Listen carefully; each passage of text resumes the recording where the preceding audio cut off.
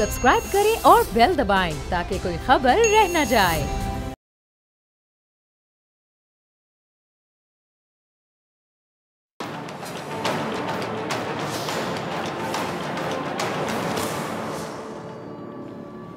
अस्सलाम वालेकुम नाजरीन, मैं हूं डॉक्टर फ़िज़ा अकबर खान और मैं हूं पाकिस्तान और आप देख रहे हैं पाकिस्तान के सबसे बड़े न्यूज़ चैनल का नंबर 1 प्रोग्राम ऐसे नहीं चलेगा।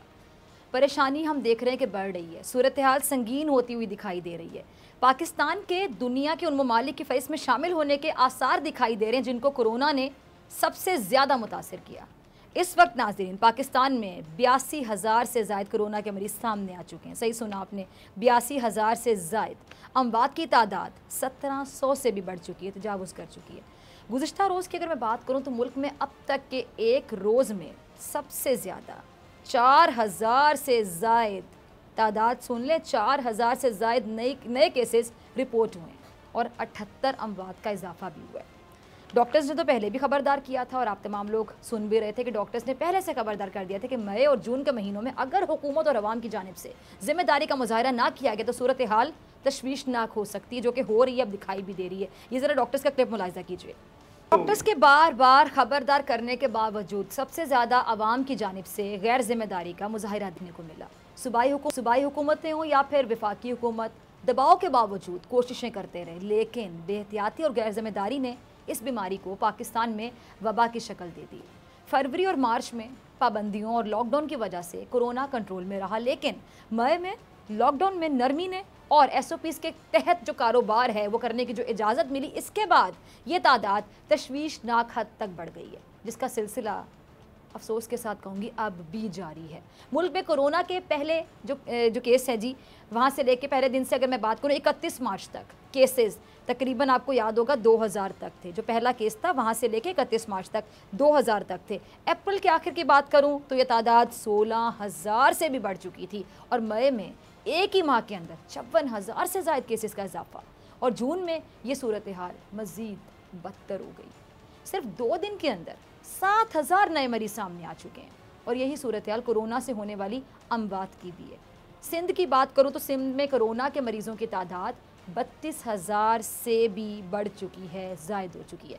पंजाब की बात करूँ तो पंजाब में 29,000, इस्लामाबाद में 3,000 से ज़्यादा, गिलगित बल्तिस्तान में 700 से ज़ायद और अगर मैं आज़ाद कश्मीर की बात करूँ तो आज़ाद कश्मीर में 284। अब तक 28,900 से ज़ायद अफराद इस वबा को शिकस्त देकर मुकम्मल तौर पर सेहतयाब भी हो चुके हैं। लेकिन मसाइल बढ़ रहे हैं और वसाइल आपको पता है पहले में कम है और लोग समझ नहीं रहे। सबसे मुश्किल चीज़ ये कि लोगों को कौन समझाए, कैसे समझाए, किस ज़बान में लोगों से बात की जाए कि इनको समझ आए कि कोरोना कितनी बड़ी वबा है। जो इसको मजाक समझ रहे हैं, जो समझते हैं कि कोरोना तो शायद है ही नहीं, ये साजिश है, समझना ही नहीं चाह रहे ऐसे लोग कि कोरोना क्या है, किस बला का नाम है। हालात कंट्रोल से बाहर होने के इम्कानात रोशन नज़र आ रहे हैं, इसीलिए हुकूमत ने अब सख्त लॉकडाउन लगाने का इंदिया भी दे दिया। देखिए ज़रा, कोरोना का जो क्राइसिस है इन दिनों में उसकी शिद्दत में इजाफा हुआ है। प्राइम मिनिस्टर इमरान खान की जो भी हिकमत अमली थी उसका जो महवर होता था वो यही होता था कि जो गरीब है वो उसका जो खाना पीना है कम अज़ कम वो बरकरार रहे। कारोबार के लिए एक मरहलावार ओपनिंग हुई और हमने लॉकडाउन को नरम किया, उसके लिए एक ज़ाब्ता बनाया गया। उसका मकसद यही था कि दोनों चीज़ें चलती रहें, कि जानों का तहफ़्फ़ुज़ भी हो और साथ साथ में मईशत भी चले। लेकिन हमने देखा और सबने देखा कि जो SOPs थे या जो ज़ाब्ता अखलाक था उसको बिल्कुल फॉलो नहीं किया गया, अक्सरियत ने फॉलो नहीं किया। लॉकडाउन का हफ्ते इतवार को कहा गया है तो ज़ाहिर है कि इसमें निस्बतन सख्ती होगी, क्योंकि उसमें उस दुकान, उस प्लाजा, उस शॉपिंग सेंटर, उसको ज़िम्मेदार ठहराया जाएगा अगर वहाँ पे SOPs फॉलो नहीं हो रहे। जी, तो पूरी दुनिया को इस वबा के नुकसानात का अच्छी तरह से अंदाज़ है और पूरी दुनिया इस वबा की हकीकत को तस्लीम भी करती है। पूरी दुनिया इस वबा से निमटने की कोशिश में भी मसरूफ़ है, लेकिन पाकिस्तान शायद वो वाहिद मुल्क है जहाँ अब तक लोगों को ये यकीन ही नहीं आया कि कोरोना नाम का वायरस दुनिया में मौजूद है। उनके इसी रवैये ने, इस अवाम के इसी रवैये ने सूरत हाल को यहाँ तक पहुँचा दिया। आज हमारी सरहदें महफूज हैं क्योंकि हमारी फ़ौज वहाँ मौजूद है। आज हम सुकून से सोते हैं, बेफिक्र होकर उठ जाते हैं। हमें डर नहीं होता कि कोई बाहर से आकर हम पे हमला कर देगा, क्योंकि हम ये जानते हैं कि हमारी अफवाज, हमारे मुहाफ़िज़ सरहदों से ऐसे किसी दुश्मन को दाखिल नहीं होने देंगे। लेकिन सिर्फ एक लम्हे को ये तसव्वुर कर लीजिए कि ये मुल्क फ़ौज के बगैर, आप फ़ौज के बगैर सरहदों पर हमारी अफवाज मौजूद ना हो तो हम कितने सिक्योर हैं, कितने महफूज हैं। अगर सरहदों पर आपकी फ़ौज मौजूद ना हो, आपकी अफवाज मौजूद ना हो, आप ये तसव्वुर नहीं करना चाहते, क्योंकि ये सोच कर ही रूह कांप जाती है। क्योंकि हम जानते हैं कि फ़ौज के बगैर, सिपाहियों के बगैर ये मुल्क कायम नहीं रह सकता। बिल्कुल इसी तरह आज इस वबा से लड़ने वाली जो फ़ौज है वो डॉक्टर्स और उसके बाद पुलिस की है। इस वबा से मुकाबला करने वाले फ्रंट लाइन सोल्जर्स जो हैं वो हमारे डॉक्टर्स हैं, पुलिस वाले। और हमारी बेपरवाही की वजह से अब ये डॉक्टर्स और पुलिस वाले भी तेज़ी से कोरोना का शिकार होते जा रहे हैं। नेशनल हेल्थ सर्विसेज की रिपोर्ट के मुताबिक गुज़श्ता 24 घंटों में 19 हेल्थ केयर वर्कर्स कोरोना का शिकार हो चुके हैं और उनकी तादाद 117 हो गई है। कोरोना वायरस से मुतासरा जो डॉक्टर हैं, पैरामेडिकल स्टाफ है, उनकी तादाद की अगर मैं बात करूं तो 2561। डॉक्टर समेत तिब्बी अमले के कोरोना वायरस से मरने वाले अफराद की तादाद 25 है। मज़ीद 78 डॉक्टर्स में कोरोना की तशख़ीस हुई है, जिसके बाद ये तादाद 1510 हो चुकी है। 352 नर्सेज भी कोरोना का शिकार हो चुकी हैं। तिब्बी अमले के 699 यानी 700 से एक फ़र्द कम 699 अफराद इस वबा से मुतासर हो। अभी भी लोगों को मजाक लगता है, लोग कहते हैं कहाँ है कोरोना, दिखाएं ज़रा। ये कोरोना है जो फैला हुआ है। 8 हेल्थ केयर वर्कर्स तशवीशनाक हालत में वेंटिलेटर्स पर हैं। सिंध की अगर मैं बात करूँ, सिंध में 350 से ज़्यादा पुलिस एहलकार कोरोना का शिकार हो चुके हैं। 9 एहलकार और मुझे और आपको कोरोना से बचाते बचाते शहीद हो चुके हैं। लाहौर में 5 एहलकार जान की बाजी हार चुके हैं। 121 पुलिस एहलकारों में कोरोना की तशख़ीस हो चुकी है। पेशावर की अगर मैं बात करूं तो पेशावर में 40 पुलिस एहलकार कोरोना की लपेट में आ चुके हैं और 2 फ़र्ज़ निभाते हुए खालिक हकीकी से जा मिले। इस्लामाबाद की बात करूं तो वहाँ पे 36 पुलिस एहलकार इस वबा की जद में। जैसे बैरूनी दुश्मन का मुकाबला करने के लिए मैंने आपको पहले भी बताया कि हमारी फ़ौज है, इसी तरह अंदरूनी दुश्मन का मुकाबला करने के लिए, खुसूसन इस वबा का मुकाबला करने के लिए डॉक्टर्स और पुलिस ही हमारी फ़ोर्स है, हमारी फ़ोर्स है जो हमारी हिफाजत कर रही है। अगर ये कमज़ोर हो गए तो सोचिए हालात बेकाबू होने में देर नहीं लगेगी। ये जो डॉक्टर्स और पुलिस एहलकार शहीद हो रहे हैं, ये हमारा इलाज करते करते खुद जान से जा रहे हैं, और पुलिस वाले एहतियाती तदाबीर पर अमल दरामद यकीनी बनाने की कोशिश में अपनी ज़िंदगी गंवा रहे हैं। अभी भी आप लोगों को मजाक लग रहा है सब कुछ, जो कहते हैं कि कोरोना कहाँ पर हमें दिखाएं। इनका भी घर बार है, जो शहीद हुए उनका भी घर बार है, जो अभी भी लड़ रहे हैं इस बीमारी से उनका भी घर बार है, जो वहाँ पे खड़े हुए हैं आप लोगों को समझाने के लिए, उनको कभी भी कोरोना आके घेर सकता है, कभी भी ये वबा उन पर असर कर सकती है। लेकिन आप ये नहीं सोच रहे कि उनका भी घर बार है, उनके भी बच्चे हैं, ये भी किसी के भाई हैं, बाप हैं, बेटे हैं। ये बीमारी कभी भी उन पर अटैक कर सकती है। वो ज़्यादा एक्सपोज हो रहे हैं, उनका एक्सपोजर ज़्यादा है। जब आपकी और मेरी जान की हिफाजत करते करते कोई डॉक्टर या पुलिस एहलकार अपनी जान गंवाता है तो उसके घर वालों का क्या हाल होता है। आपने एक बार भी सोचा, इतने बेहिस हैं हम लोग कि हम सोचते भी नहीं है, कभी सोचा कि उनकी फैमिली कैसे बाकी की जिंदगी गुजारेगी। लेकिन इसके बावजूद हमारा तो ये हाल है कि कोरोना है या नहीं, हम इसी बहस से बाहर नहीं निकल पा रहे। इंतहाई जाहिल है ना हम बतौर मुआशरा कि हमें यही पहले कोई यकीन करवा दे कि कोरोना है या नहीं, फिर बाकी बात एहतियाती तदाबीर हम बाद में इख्तियार करेंगे। तब्दीली चाहते हैं लेकिन तब्दील नहीं होना चाहते। मैं अक्सर कहती हूँ खुद को बदलो फिर बदलेगा पाकिस्तान। हम हर किसी को बदलना चाहते हैं, खुद को नहीं बदलते। तब्दीली चाहते हैं, खुद तब्दील नहीं होना चाहते। और अगर सिलसिला ऐसे ही चलता रहा तो सूरत हाल कहाँ तक जा सकती है, सोचा है आप लोगों ने?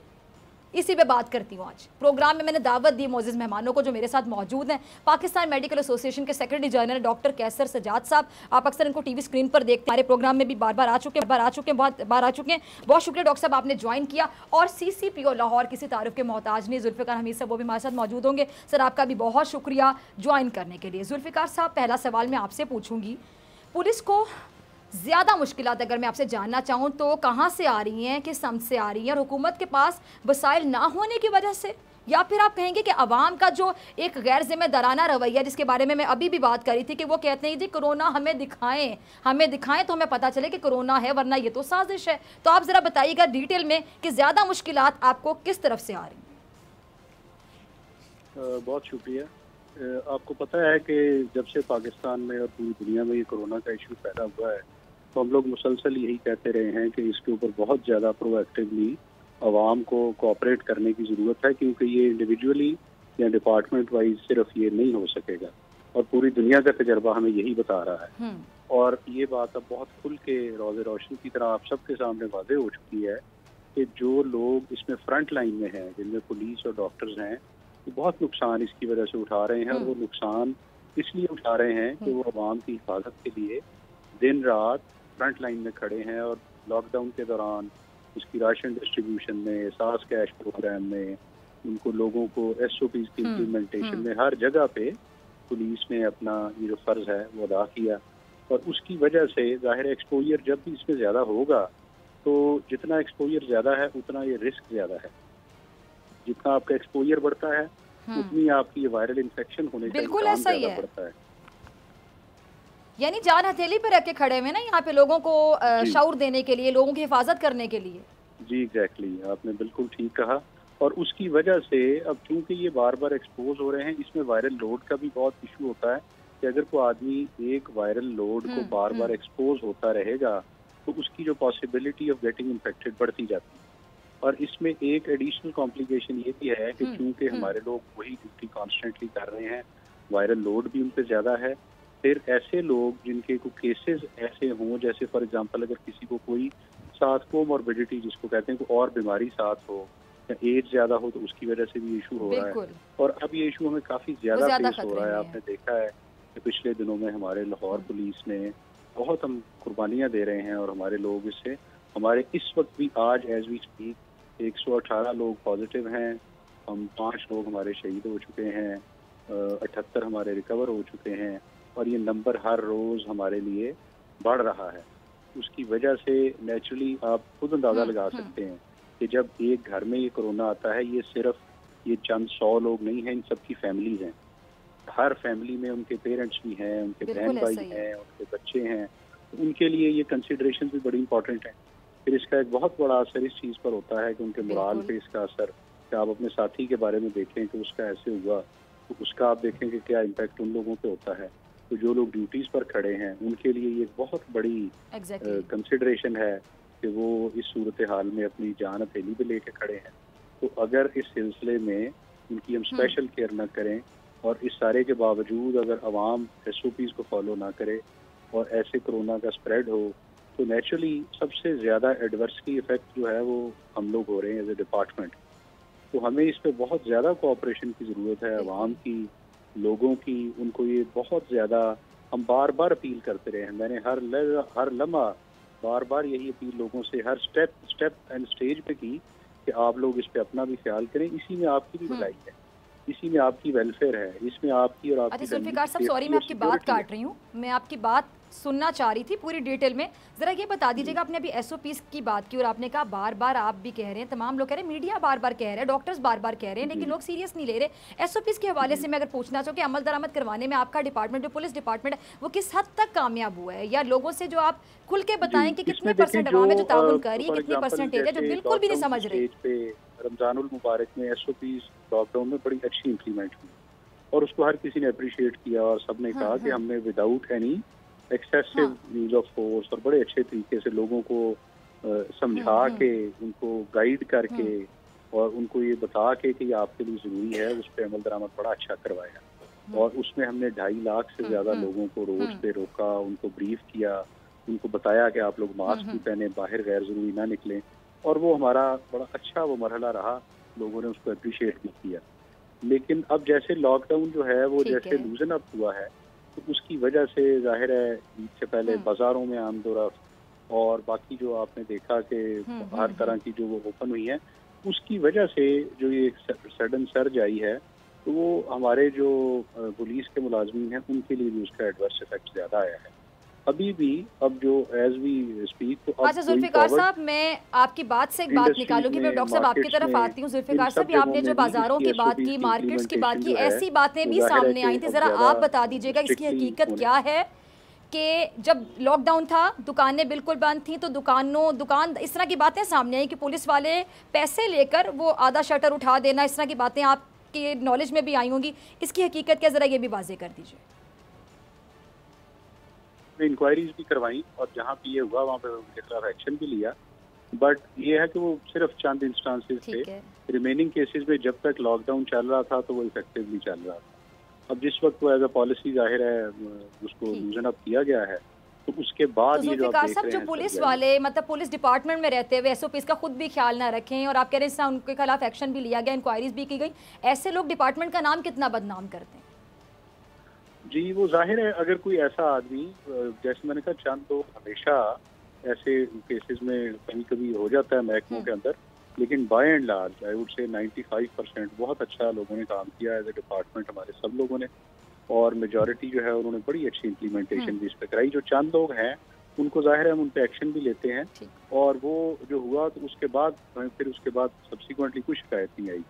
लेकिन जो ये स्टेज है मैं समझता हूँ अब ये ज्यादा एहतियात की स्टेज है, इसमें हमें सिटीजन का कोऑपरेशन ज्यादा चाहिए, इसमें हमें उनकी तरफ से उनकी अपनी सेफ्टी और सिक्योरिटी के लिए ज्यादा उनकी इस चीज में हेल्प और कोऑपरेशन चाहिए कि वो मास्क पहने, वो जब सैनिटाइजर यूज करें, अपने आप को अननेसेसरी एक्सपोज ना करें, ठीक है, एहतियाती तदाबीर को फॉलो करें, उनको अवॉइड करें।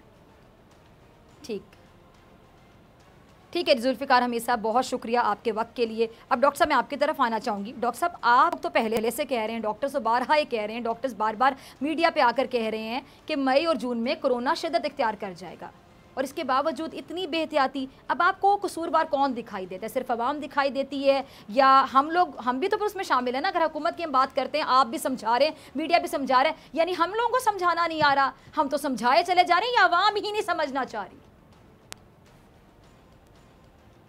बहुत शुक्रिया फिजा। देखिए बात सारी है कि हमारे मुल्क में कोरोना को मैनेज नहीं किया गया सही तरीके से, और आवाम को कंफ्यूज किया गया, और तीसरी बात ये हुई है कि हर आदमी टेलीविजन पे कंफ्यूज किया डॉक्टर, हुकूमत ने कंफ्यूज किया, फेडरल हुकूमत ने, सूबाई हुकूमतों ने, फिर जो सोशल मीडिया पे जो बातें चली और जो ऐसे कंफ्यूजन वाली बातें कि ये कोरोना नाम की कोई चीज नहीं है पाकिस्तान में, और हुकूमत जो है वो फंड लेने के लिए ये सारी बातें कर रही है।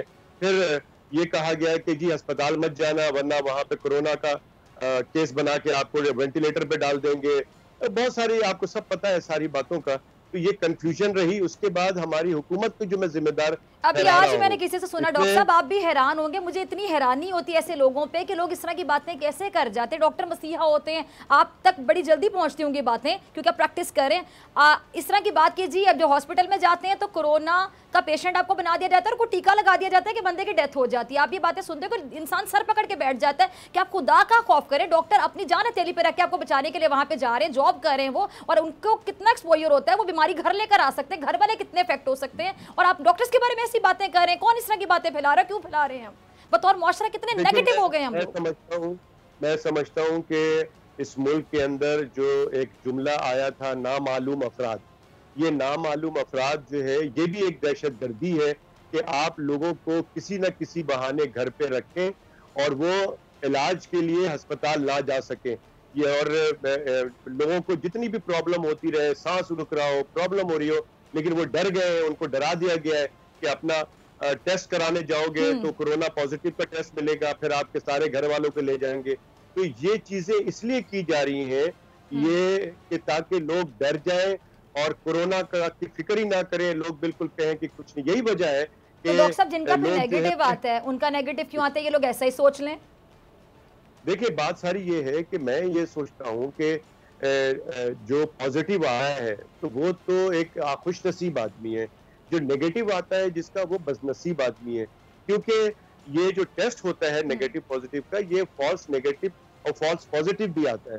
तो जब इस तरह की सूरत हाल होती है तो अभी तो मैं कई दिनों से मैं लोगों को कहता हूँ, कोई चूंकि मैं एज ए ENT सर्जन, ये सारे शुरुआत में पेशेंट मेरे पास आते हैं, ENT के डॉक्टर के पास जाते हैं जिनको नजला जुकाम गला खराब होता है, तो मैं उनको फौरी तौर पे यही कहता हूँ कि आप इसको कोरोना समझ लें और घर पे आप आइसोलेट हो जाए, 14 दिन घर पे रहे, खाए पिए मौज करें, और आपकी सेहत बिल्कुल ठीक हो जाएगी। लेकिन इस सिलसिले में आगे पीछे आप टेस्ट भी ना कराएं जी, कोरोना की कोई जरूरत नहीं है टेस्ट कराने की आपको। लेकिन खुदा ना खास्ता उनको ये भी बताता हूँ कि आपको ये सिम्टम हो जाए, यानी कि सांस में तकलीफ हो जाए, आप डिस्निक हो जाए, आप ऐसा लगता है कि दम घुट रहा है, तो फौरी तौर पे अस्पताल जाए। लेकिन अब इतनी सूरत हाल खराब हो गई है फिजा कि कराची में, पंजाब में, लाहौर में, शेखुपुरा में, बलूचिस्तान में आप ग्राउंड रियलिटी ये है कि अस्पताल में जब मरीज जाता है तो वहां से उसको भगा दिया जाता है कि हमारे पास बिस्तर खाली नहीं है, हमारे पास वेंटिलेटर नहीं है, आपको तो वेंटिलेटर की जरूरत है। ये एक बहुत ही तशवीशनाक बात है कि मरीज जो है वो एक तो देर से घर से निकलता है और उसके बाद जब निकलता है तो उसको बिस्तर या उसको ट्रीटमेंट के लिए जगह नहीं मिलती है। तो ये भी दिस इज वेरी अनफॉर्चुनेट कि पाकिस्तान में ये चीजें और बढ़ रही हैं। और हमेशा मैंने कहा है कि अल्लाह ना करे कि जितने भी खदशात हमने जाहिर किए थे उसके लिए हमने बार बार कहा है कि अल्लाह ताला हमारे खदशात को के खिलाफ काम कर दे, हमारे लोग बीमार ना पड़े। लेकिन फिजा आपको बताऊं, अगला जो 10-12 दिन है, ये जो आज हम कह रहे हैं और मैं कह रहा हूं कि हम फेल हो गए, हम तमाम डॉक्टर फेल हो चुके हैं। हमारी बात ना हुकूमत ने सुनी, ना हमारी बात अवाम ने मानी, और नतीजा अब बहुत ही अल्लाह ना करे, मैं फिर कह रहा हूं कि हम जो कह रहे हैं वो गलत साबित हो जाए। लेकिन हमें लगता है ऐसा है कि अगला जो दिन आने वाला है वो कोई अच्छे दिन नहीं आ रहे हैं हमारे। और अभी भी मौका है कि लोग, क्योंकि हुकूमत ने तो अपनी जिम्मेदारी हटा ली है और आवाम पे छोड़ दी है, तो लिहाजा मैं दोबारा आवाम से कहता हूँ, दिल तो ये चाहता है कि मैं सब मोबाइल बंद करके मैं कहीं पर भी कोई बात ना करूं। जो दिल हमारा इतना खराब हुआ है कि हर आदमी आके ये कह रहा है कि ये कैटेगरी सी है, बी है, डी है। आज तक कहीं गूगल्स में नहीं पता चला, किसी जगह पे ना कोई WHO ने बोला कि ये कोरोना बी या डी सी इस तरह का है। तो हम जब हर आदमी यहाँ डॉक्टर बन के, कोरोना स्पेशलिस्ट बन के बातें करेगा, तो आप यकीनन जो लोग हैं वो तो परेशान होंगे। सही कह रहे हैं आप, हाँ। और ऐसी बातें कर रहे हैं कि लोग परेशान हो रहे थे। डॉक्टर साहब बहुत शुक्रिया, वक्त की कमी थी, मैं आपका शुक्र चाह रही हूँ। और ब्रेक के बाद डॉक्टर्स के हवाले से बात करूंगी जी, कि आप सोच भी सकते हैं नाज़रीन कि डॉक्टर्स की तनख्वाहों में से भी कटौती की गई। वो डॉक्टर्स जिनको हम फ्रंट लाइन सोल्जर्स कह रहे हैं बार बार कि फ्रंट लाइन पर है, हमारी हिफाजत कर रहे हैं, ये क्या मामला है? पूरा मामला जानने की कोशिश करूंगी खुसूसी नुमाइंदे सदीक जान से शॉर्ट ब्रेक के बाद।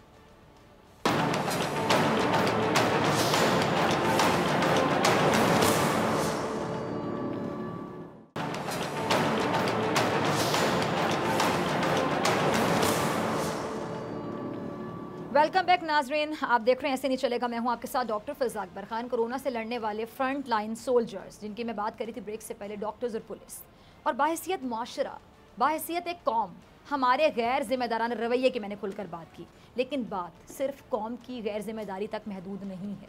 ये सूरत हाल, अब ज़रा गौर से सुनिएगा नाजरीन, ये सूरत हाल किसी हद तक हुकूमती सतह पर भी देखने को मिल रही है। बात करेंगे डॉक्टर्स, नर्सेस और पैरामेडिकल स्टाफ पर पंजाब हुकूमत की ज़बानी करम नवाजियों की खुलकर। उस्मान बुज़दार साहब जो सिर्फ लफ्ज़ों की हद तक हेल्थ वर्कर्स पर मेहरबान हैं। कोरोना के नाम पर सरकारी मुलाजमीन की तरह डॉक्टर्स की तनख्वाहों में से भी कटौती की गई। यानी जो फ्रंट लाइन सोल्जर्स हैं, जो इतना काम करें, जान हथेली पर रख के कोरोना डेज में काम करें, कोरोना की वबा आपके सामने सबसे ज़्यादा एक्सपोजर उन्हीं का हो रहा है, डॉक्टर्स का, और तनख्वाहों में कटौती और इजाफी तनख्वाह मिलना तो दूर, तनख्वाह से कटने वाले पैसे भी उनको वापस नहीं मिल सके। है ना हैरानी वाली बात। वज़ीर आला पंजाब उस्मान बुज़दार साहब ने नोटिस लिया, नोटिस तो लिया, उस पर अमल दरामद ना हो सका। बात होती है अमल दरामद की। नोटिस लेना तो हमारे यहाँ सॉरी टू से एक मजाक की बात बन गई। नोटिस ले लिया, नोटिस, अमल दरामद किधर है? बात है कि अमल दरामद हो। वजह क्या है, क्यों नहीं होता अमल दरामद? हुकूमत की गैर संजीदगी या फिर ब्यूरोक्रेसी? इस पर खुलकर बात करूंगी हमारे खुसूसी नुमाइंदे सदीक जान, जो कि माशाल्लाह बहुत खुलकर बोलते हैं। मामला सदीक ये है क्या, ज़रा नाजरीन को समझाइएगा। जैसा कि मैंने पहले भी कहा कि जी क्या पंजाब की ब्यूरोक्रेसी और इदारे, वज़ीर आला पंजाब जो है उस्मान बुज़दार साहब, अगर मैं खुल के कह दूँ, उनको क्या सीरियस नहीं लेते, संजीदा नहीं लेते हैं? क्या मसला क्या है? जी डॉक्टर साहब, आपने बिल्कुल ठीक कहा। मसला ये है कि हम मीडिया भी डॉक्टर्स पे तनकीद तो बहुत करते हैं। जब भी डॉक्टर्स कोई बात करते हैं, उनके अगर 15 मुतालबात होते हैं तो हम उसमें से एक मुतालबा जो 15 नंबर पे तनख्वाह के हवाले से होता है उसको प्रोपिगेट करते हैं। उनके जो दीगर जायज़ मुतालबात होते हैं हम उन पे बात नहीं करते, इसलिए हमें भी कोई उनके इशू ज़्यादा पता नहीं होते। तो मैंने आज पूरा दिन स्टोरी पे काम किया और माजरत मैं चाहूँगा कि मैंने आज साबिक वज़ीर आज़म नवाज शरीफ साहब की तरह ये एक पर्ची पे पॉइंट्स लिखे हुए हैं, क्योंकि उनको मैंने करीब से देखा एहतसाब अदालत में जब वो आते थे तो वो गैर रस्मी गुफ्तगू भी जब उनको ये खदशा होता था कि वो भूल जाएंगे तो वो इसी तरह से पर्ची के ऊपर पॉइंट्स लिख लेते थे कि आगे ओबामा हो, सहाफ़ी हो, डॉक्टर फ़िज़ा अकबर हो, अगर आपको भूलने का खदशा हो तो आप इस तरह पर्ची पे लिख लिया करें। तो मैंने इसलिए ये पर्ची पे लिख लिया है। मैंने जैसे आपको कहा कि मैंने इसके लिए डॉक्टर से बात की, पंजाब हुकूमत का मौक़िफ़ लिया, मैंने जो डॉक्टर्स का, डॉक्टर नर्सिस पैरामेडिक्स के जो इस वक्त इश्यूज़ को देख रहे हैं, डॉक्टर सलमान हसीब पंजाब में, उनसे बात की।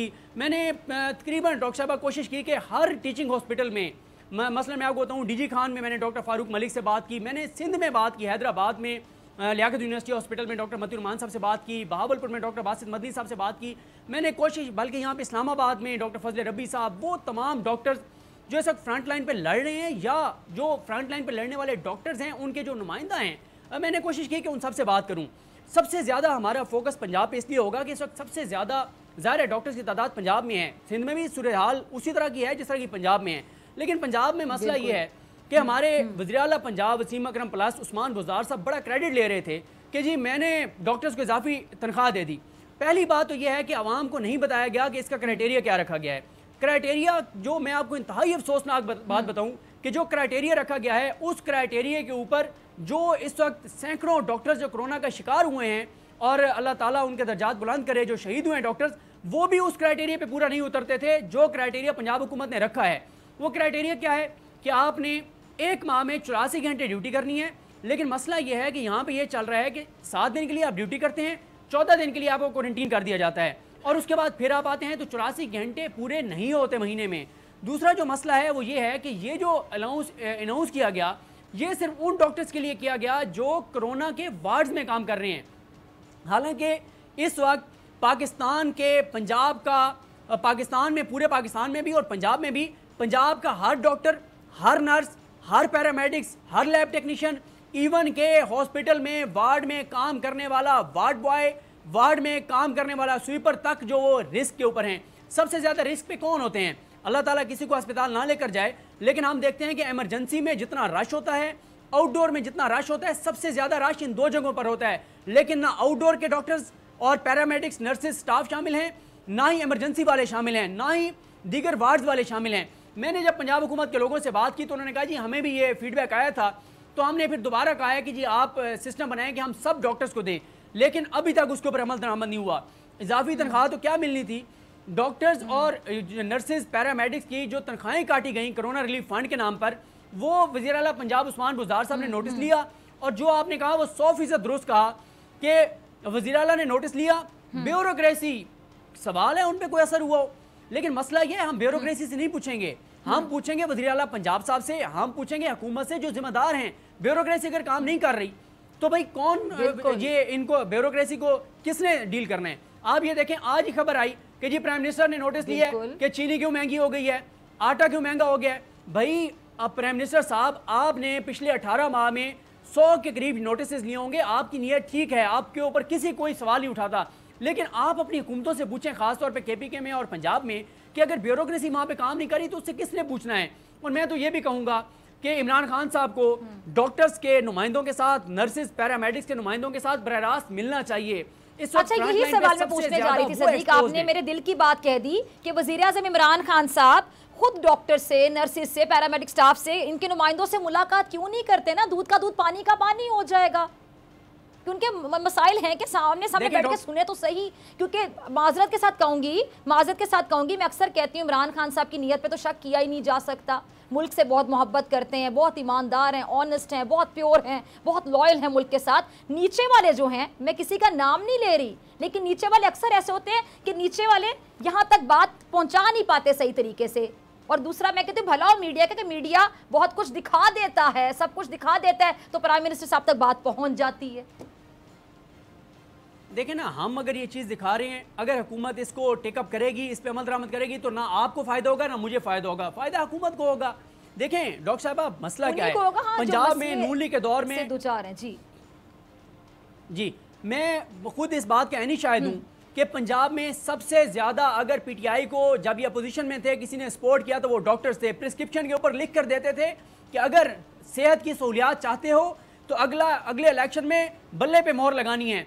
लेकिन आज वही डॉक्टर्स जो है वो स्तंभ-ज़रीफ़ी देखिए कि उनकी कोई बात सुनने को तैयार नहीं है, उनके ऊपर इल्ज़ामात लगा दिए जाते हैं कि ये तो तनख्वाहों में इजाफा चाहते हैं। अब देखें ना, एक मैं आपको कन्फ्यूजन मैं आपके तवज्जुह से नाज़रीन की दूर करना चाहता हूँ कि ये बड़ा हुआ कि हिफाजती किट्स के मामले पे हुकूमत का मौक़िफ़ ये था कि हिफाजती किट्स, क्योंकि उस वक्त बहुत मसला था, शॉर्टेज थी, हुकूमत का मौक़िफ़ ये था कि हमने उन डॉक्टर्स को फराहम कर दिया जो कोरोना से बराह रास्त लड़े, यानी कोरोना के वार्ड्स में काम कर रहे हैं। अब एक हॉस्पिटल, अगर बहावल विक्टोरिया हॉस्पिटल की हम बात करें, उसमें को 35 वार्ड्स होंगे।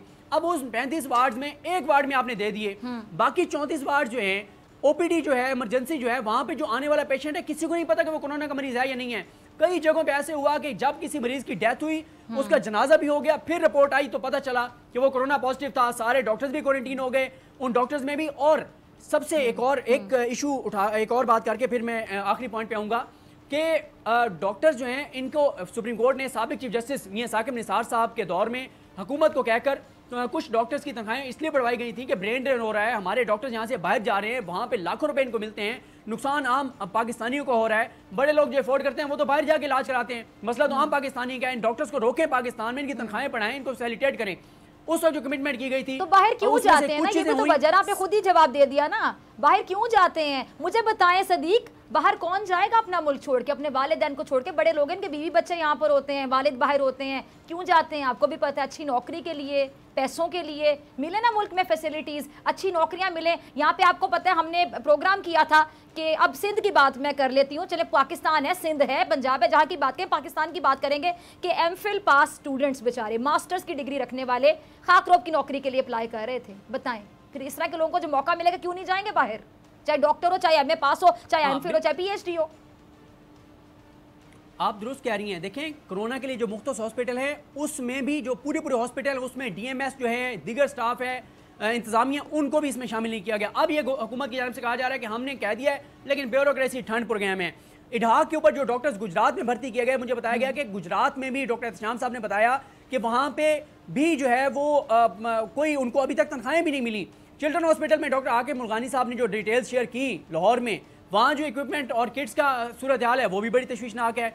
इस सारी सूरत हाल के बावजूद डॉक्टर साहबा, हम अपने प्रोग्राम के तवज्जुह से वो तमाम, जिस तरह फौजी जवान, पुलिस एहलकार या वो ब्यूरोक्रेट जो फ्रंट पे काम कर रहे हैं, वो सरकारी मुलाजमीन, वो तमाम तबकात जो काम कर रहे हैं, इस और सबसे फ्रंट पे डॉक्टर्स हैं, इन तमाम मुश्किलात के बावजूद फिर भी जो डॉक्टर्स काम कर रहे हैं हॉस्पिटल्स में, हम उनको, उनकी फैमिलीज़ को, उनके वालिदैन को, उन सबको सल्यूट करते हैं। ये सब हमारे हीरोज़ हैं। और देखें ना, वालिदैन को पता है कि हमारा बेटा या बेटी doctor, lady doctor, nurse, paramedics, उनकी फैमिलीज़ को पता है कि ये उस जगह पे जा रहे हैं जहाँ पे बहुत कम चांसेस हैं कि कोरोना से बचेंगे, लेकिन उसके बावजूद वालिदैन भेज रहे हैं उनको। तो वो सारी फैमिलीज़ और वो तमाम डॉक्टर, नर्सेज, पैरामेडिक्स, तमाम पुलिस एहलकार, फौजी जवान, सब उन फैमिलीज की भी देखें ना कितना बड़ा वो कॉम्प्रोमाइज कर रहे हैं। देखें, इस मुल्क के लिए खिदमत कर रहे हैं, उनके बच्चे मुल्क की मसीहा हैं, डॉक्टर्स हैं, नर्सेज हैं, पैरामेडिक स्टाफ है। जब वो वहाँ जाते हैं, वो अगर खुदा न खासा एक्सपोज होते हैं तो उनके घर में जो 5 या 6 या 7 अफराद रहेंगे तो एक्सपोजर तो फिर उनका भी होगा। सबकी जान इस टाइम पे हथेली पर है। जी डॉक्टर साहब, मैं आखिरी पॉइंट ये देखें ना, ये पर्ची का यही फ़ायदा हुआ है। मुझे आज समझ आइए कि मियां साहब क्यों पर्ची लिखते थे, ये फ़ायदा होता है। ये आखिरी पॉइंट जो मोस्ट इंपॉर्टेंट पॉइंट है। लेकिन साथ ही कह दूं कि आपका जो अंदाज़े ब्याह है पर्ची से देख के पढ़ने वाला, वो मियां साहब से बेहतर है। चलिए, बहुत शुक्रिया, ये आपकी ज़रा नवाजी है। देखें, सबसे इंपॉर्टेंट बात इस वक्त ये है कि बहुत से लोग जो समझ रहे हैं कि कोरोना फ्रॉड है, डॉक्टर टीके लगा के कोरोना कर रहे हैं, मार रहे हैं क्योंकि हुकूमत को पैसे मिल रहे हैं, वो डॉक्टर्स के ऊपर हमले कर रहे हैं। शहर इक़्तिदार से लेकर शहर कायद तक हर जगह पे डॉक्टर्स के ऊपर हमले हो रहे हैं। तो इसलिए डॉक्टर साहब, इस वक्त सिक्योरिटी की बहुत ज़रूरत है कि आप हॉस्पिटल की सिक्योरिटी बढ़ाएं। ये तमाम वो इशूज़ हैं जो हमने अपने प्रोग्राम के तवज्जुह से उठाए हैं, और मैंने इस एक पॉइंट के लिए, क्योंकि हमारी कोशिश ये होती है कि कोई भी चीज़ गलत बयानी ना की जाए, मैंने पूरे दिन इस पर काम किया। मैंने अपनी टीम जो हमारी प्रोग्राम किया उनको ये चीज़ें भेजी। मैंने उनको भी कहा कि आप भी इसको रीचेक करना चाहते हैं, करें। और ये सारी चीज़ें पूछने के बाद, चेक करने के बाद मैं आपके सामने रख रहा हूँ। उम्मीद हम ये करते हैं कि पंजाब हुकूमत अब इसको देखेगी, और ख़ास तौर पे इमरान खान साहब देखेंगे कि वो डॉक्टर जो सबसे बड़े हामी थे इमरान खान साहब के और तरीके इंसाफ से, आज उनके साथ को बात करने को तैयार नहीं है। उनके ऊपर इल्ज़ामात लगा के उनको कह दिया जाता है कि ये तो बदमाश हैं, ये गुंडे हैं।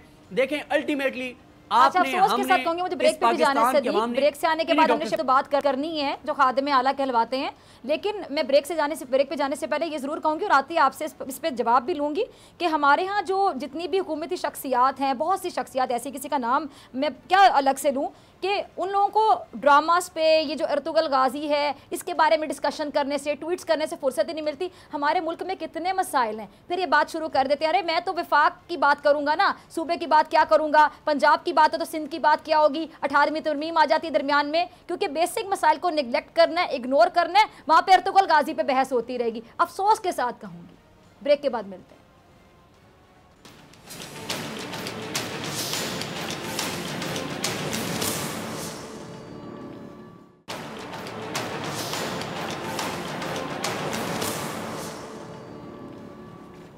वेलकम बैक नाज़रीन, आप देख रहे हैं ऐसे नहीं चलेगा। मैं हूं आपके साथ डॉक्टर फ़िज़ा अकबर खान और मेरे साथ मौजूद है नुमाइंदा खुसूसी सदीक जान। सदीक, दोबारा से वार्म वेलकम। अच्छा जी, कल तक कोरोना के डर से नैब के सामने पेश ना होने वाले शहबाज शरीफ साहब आज पूरे लाओ लश्कर समेत अदालत में पेश हो गए। और ये वो लोग हैं जो खुद को नज़रियाती कहते हैं, बहादुर कहते हैं और खादिम आला भी कहते हैं। इनका झूठ कोई और नहीं, ये खुद ही बेनकाब कर देते हैं। कल कोरोना का डर था, आज कोरोना से शायद मुआहदा कर लिया होगा। और ये थे 30 साल से इक़्तिदार पर जो अपनी एक बात पर कायम ना रह सके, जो नैब के 2 अफराद से मुलाकात करने पर आमादा ना हो, क्योंकि कोरोना उनको काट लेगा। सोच समझ के बोल रही हूँ, याद आया होगा आपको कुछ। ये पूरे लश्कर समेत अदालतों में जमानत के लिए पहुँच जाएं, हैरानी वाली बात है। सदीक, आपकी तरफ आऊँगी। ये शहबाज शरीफ साहब को आज कोरोना, क्या कोई डर नहीं था? आज कोरोना नहीं काट सकता था? देखें, एक तो अभी जब हम ब्रेक में बात कर रहे थे कि पाकिस्तान में बहुत लोग ये एतराज़ कर रहे हैं कि अर्तुगल क्यों दिखाया जा रहा है, पाकिस्तान में क्यों देखा जा रहा है, तो मेरा ख्याल है कि वो अगर हम ये 3 अगर फिल्में या ड्रामे बना लें, जी इस पे कमेंट कर जी। अगर हम 3 फिल्में या ड्रामे और सीरीज़ बना लें, एक नवाज शरीफ साहब के पनामा पे, एक जरदारी साहब के फेक अकाउंट्स पे और एक शहबाज शरीफ साहब ने जो जिस तरह लंबे लंबे बूट और फिर ये फ्रंटमैन, कैश बॉयज़, जाली कंपनियां, जाली अकाउंट्स, मारधाड़, ड्रामे, ये सारी चीज़ें, इनके ऊपर भी बड़ी अच्छी फिल्म और ड्रामे बन सकते हैं। और अगर हमने यकीन करें, अगर हमने अर्तुगल के बराबर रेटिंग लेनी है तो, लेकिन फिर उसकी शर्त ये हीरो को हम हैट भी पहना सकते हैं। ये डिसाइड करना होगा कि जो उसमें शहबाज शरीफ का कैरेक्टर करेंगे वो हीरो होंगे, विलन होंगे। जी सदीक, वो शहबाज शरीफ कुछ भी होना, शहबाज शरीफ साहब तो कुछ भी हो, शहबाज शरीफ साहब छा जाएंगे, ये मैं आपको बता रहा हूँ। बहुत हाई रेटिंग हम ले सकते हैं। तो शहबाज शरीफ साहब देखें ना, कल तक जैसे हमने कल यानी डबिंग के बाकी ममालिक में चलने के भी इम्कानात हैं। बिल्कुल।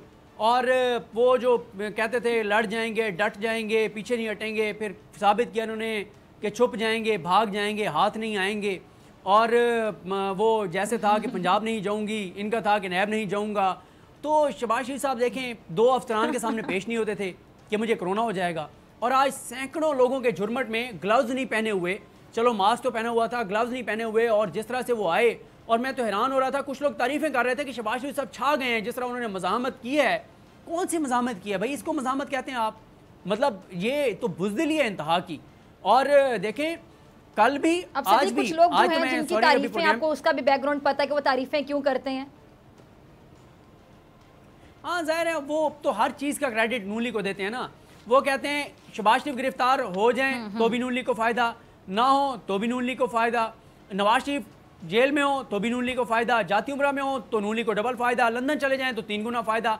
उन्होंने तो हर चीज़ में जो है वो नून लीग का फ़ायदा बताना होता है। लेकिन शहबाज शरीफ साहब जो हैं वो मैं समझता हूँ कि वो उनकी पोजीशन कमज़ोर हुई है। लेकिन ये मैं बता दूँ डॉक्टर साहबा कि जिन्होंने भी अगर आज इस प्रोग्राम से पहले रसगुल्ले खा लिए हैं तो कोई मसला नहीं है, लेकिन इस प्रोग्राम के बाद मैं उन्हें बता देना चाहता हूँ कि वो बिल्कुल रसगुल्ले ना खाएं। हमने कई बार प्रोग्राम में बहुत सारे इश्यूज़ पे कहा था कि रसगुल्ले मत खाएं, और बाद में हमारी बात ठीक साबित हुई। इस पर भी मैं बता रहा हूँ, रसगुल्ले खाने की कोई ज़रूरत नहीं है, कोई जल्दी मत करें। शहबाज शरीफ साहब नहीं बच सकते इन केसेस में, ख़तरा टल सकता है, ख़त्म नहीं हो सकता। कितने दिन वो ज़मानतें ले लेंगे अदालतों से? 15 दिन, 20 दिन, महीना, 6 महीने। लेकिन जो एविडेंस है, जो जुर्म है, वो ख़त्म नहीं हो सकता। तो कोरोना की तो वैक्सीन आने के बाद कोरोना कंट्रोल हो जाएगा, लेकिन इस जुर्म का कोई अजाला जो है वो मुमकिन नहीं है। शहबाज शरीफ साहब को इनका जवाब देना होगा। अच्छा सदीक, मेरे ज़हन में एक सवाल आया ना आपकी बात सुन के। आपने कहा कि चले रसगुल्ले खाने वाले रसगुल्ले भी ना खाएं, अब कुछ नहीं हो सकता, जो किया है, कहते हैं ना हम मतलब सियाने कहते हैं जो बोगे वो काटोगे, तो जैसा किया है बस फिर वो करेंगे। और वो एक और पंजाबी का मुहावरा, जिनने खादियाँ गाजरां टेढ़ उन्हां दे पीड़ होए। आई एम श्योर कि मैंने सही पंजाबी बोल दी। तो सिद्दीक अब ये मामला सेटल करने की कोशिश में बड़े माहिर हैं, आपको भी पता है, सबको पता है, ये मामला सेटल करने की कोशिश करेंगे? देखें, ये सेटल हो नहीं सकता। इसको सेटल करने का एक ही तरीका है और वह है प्ली बार्गेन। इनको एतराफ़ करना होगा कि हाँ ये करप्शन, मनी लॉन्ड्रिंग, ये लूटमार हुई है, इनको वो पैसा वापस करना होगा। इसके अलावा कोई चारा नज़र नहीं आ रहा। देखें, मसला ये है, अब ये वो दौर नहीं रहा, अब ये सोशल मीडिया का दौर है। आपको पता है सोशल मीडिया बड़े बड़े इदारों को नोटिस लेने पर मजबूर कर देता है। और जब इतना कुछ शहबाज शरीफ साहब का सामने आ गया तो कौन कौन सा इदारा इनको मैनेज करेगा, कौन कौन सा इनका केस मैनेज करेगा?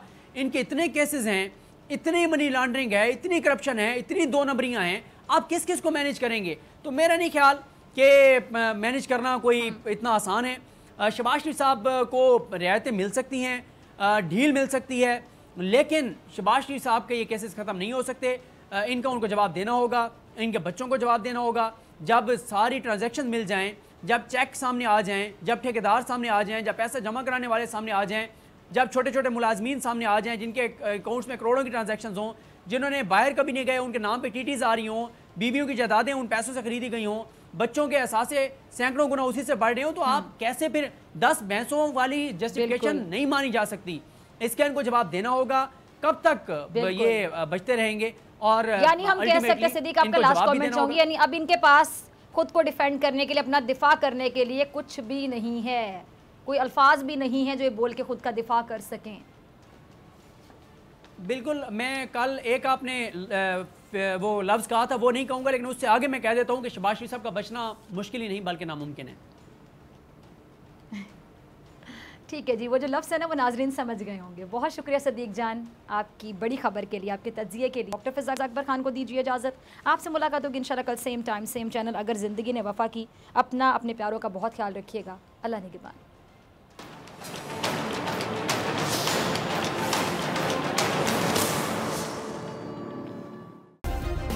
सब्सक्राइब करें और बेल दबाएं ताकि कोई खबर रह न जाए।